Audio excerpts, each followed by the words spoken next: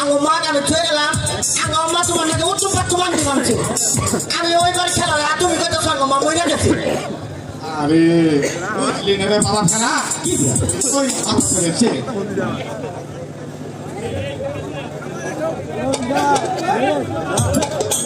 আন্ডে